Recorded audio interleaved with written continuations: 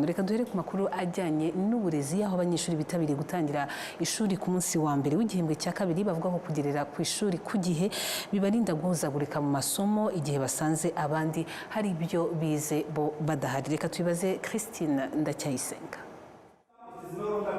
Ku isaha ya 3 za mu gitondo ku rwunge rw'amashuri rwa Butare Catholique mu karere ka Huye, abarimu baba bo mu mashuri abanza, ay'incuke n'ayisumbuye bari batangiye guha abana amasomo bahereye mu gukosora ibizamini by'igihembwe cya mbere. Ni nako ku rundi ruhande mu gikoni bari batangiye gutegura amafunguro. Abanyeshuri bavuga ko kugera ku ishuri kare bibarinda gutangirana igihunga, bikabafasha kwiga batuje. Twitabira amasomo kare bigatuma nyine amasomo ataducika tugatangirana n'abandi. Iyo uje nyuma usanga amasomo yagucitse nyine ukahuzagurika mu gufata note.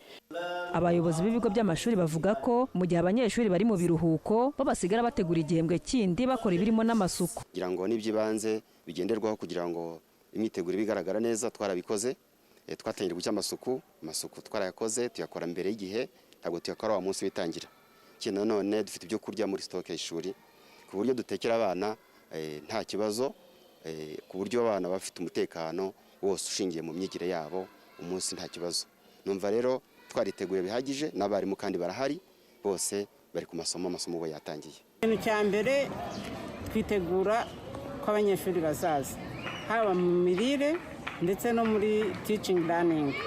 Tuba twarakoze inama n'abarimu mbere yuko dutangira tugafata ingamba, tugafata gahunda y'igihembwe cyo. Umuyobozi w'akarere ka Huye wungirije ushinzwe imibereho myiza y'abaturage Kankesha Nosiata avuga ko bakoze isuzuma mbere mu bigo by'amashuri kugira ngo barebe ko nta nzitizi ishobora gutuma amasomo adatangirwa ku gihe. Twagerageje kugera ku bigo byose, twagerageje kuvugana, dufite imbuga duhuriraho, ukamwereka icyo wabonye ku kigo kimwe ukamubwira uti iki ntikizaboneke ku kindi kigo. Cyane cyane turi kwibanda cyane ku isuku. Buri mwana yaje kwiga adafite isuku abangamira nabo bicaranye. Turi kwibanda cyane ku myigishirize. Umwarimu yaje abana bakabona batize isomo rya mbere n'irya kabiri avuga ati n'ubundi ntabwo azi. Umuyobozi mukuru wungirije muri REB Dr Mutezigaju Flora avuga ko hakoreshejwe uburyo bwose bushoboka kugira ngo buri mubyeyi amenye ko agomba kujyana umwana we ku ishuri ku munsi wa mbere. Akavuga ko igisigaye ari ukongera imbaraga mu ngamba zihari. Amashuri agiye gutangira dukorana n'insengero zikabivuga mu nsengero, dukorana n'inzego z'ibanze, bamutwara sibo bakabibwira abaturage mu isibo, uturere.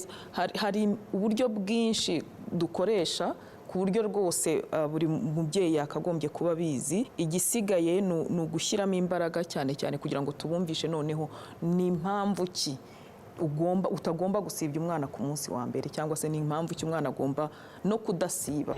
Mu karere ka Huye habarurwa ibigo by'amashuri 138 byigwamo n'abana bo mu mashuri y'incuke, abanza n'ayisumbuye ndetse n'imyuga n'ubumenyingiro. Ku munsi wa mbere hitabiriye abagera kuri 85% by'abanyeshuri bose. Ku kijyanye n'impinduka zakozwe mu miyoborere y'amashuri, REB ivuga ko byakozwe hagamijwe guharanira ko ireme ry'uburezi rihabwa abanyeshuri ryiyongera, bityo bakavuga ko igihe ishuri ritayobowe neza ireme ry'uburezi ritagerwaho uko bikwiye. Christine Ndacyayisenga mu karere ka Huye.